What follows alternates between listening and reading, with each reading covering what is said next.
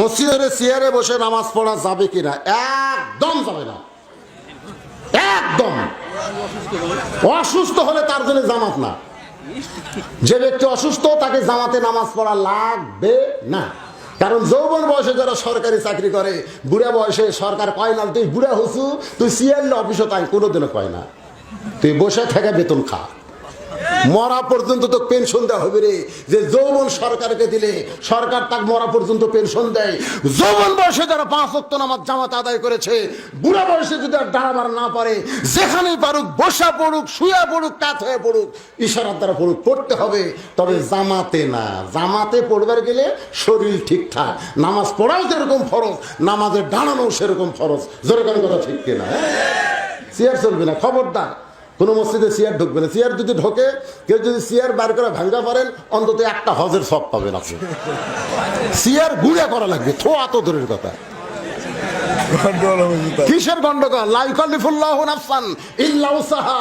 আল্লাহ কোরআনে বলেছেন তোমার কষ্ট হবে, এমন কিছু আমি আল্লাহ তোমাকে চাপাই দেই নাই। তুমি বুড়া মানুষ, তুমি সারাদিন বাজার করে পারো, তুমি চা খাবার দা হাত পের দা চা খাবার পারো, তুমি 10 ব্যাগ নিয়ে তুমি বাড়িতে আসবার পারো।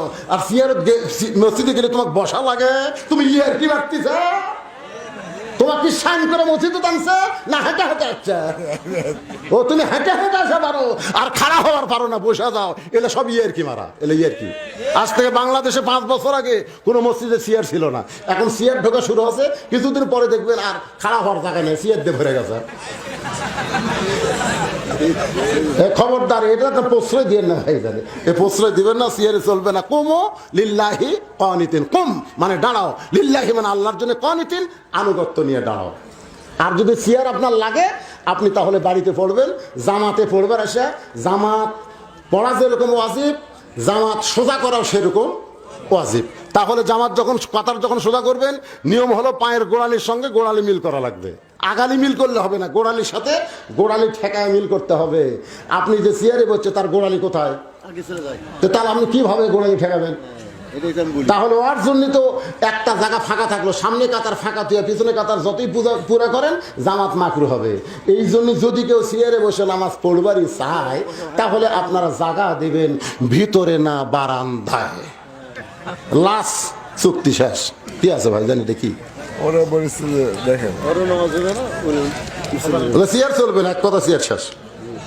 ওয়াক্তিয়া ফরজ সালাত জামে মসজিদ ও ওয়াক্তিয়া মসজিদে পড়া আদায় করলে একই সওয়াব না কম বেশি সওয়াব হয়? অনুগ্রহ করে জানতে চাই। এখানে আমি বুঝতে পারলাম না, মানে যেটা জামে মসজিদ মানে জুমার খুতবা হয় সেই মসজিদ, আর ওয়াক্তিয়া মসজিদ।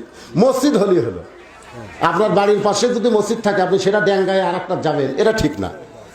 আপনার বাড়ির পাশে ওয়াক্তিয়া মসজিদ করছেন, কারণ জামে মসজিদ দূরে থেকেই তো আপনি ওয়াক্তিয়া মসজিদ করছেন, তাহলে ওয়াক্তিয়ায় আপনার জামাতে নামাজ পড়বেন, সব পাবো, কোনো অসুবিধা নেই, সব পাবেন। জামাত করতে হবে, জামাত একা একা না পড়ে আপনারা জামাতে নামাজ পড়বেন, এটা হচ্ছে কথা।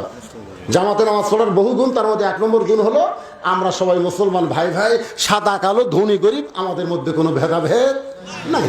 দেখবেন চেয়ারম্যানের কাছে একটা সাধারণ লোক দাঁড়াচ্ছে, এসপির কাছে চৌকিদার খাড়া হয়ে কাতার সোজা করতেছে না? যদি এসপি 4 আঙ্গুল সামনে যায়, চৌকিদারি বলতে স্যার স্যার লাইনও তো আসেন স্যার, আমার দেখে আপনার পছন্দ হচ্ছে না। আলহামদুলিল্লাহ, এই জন্য জামাতে নামাজ পড়েন, 5 ওয়াক্ত নামাজ জামাত আদায় পড়বেন। যাই আলহামদুলিল্লাহ।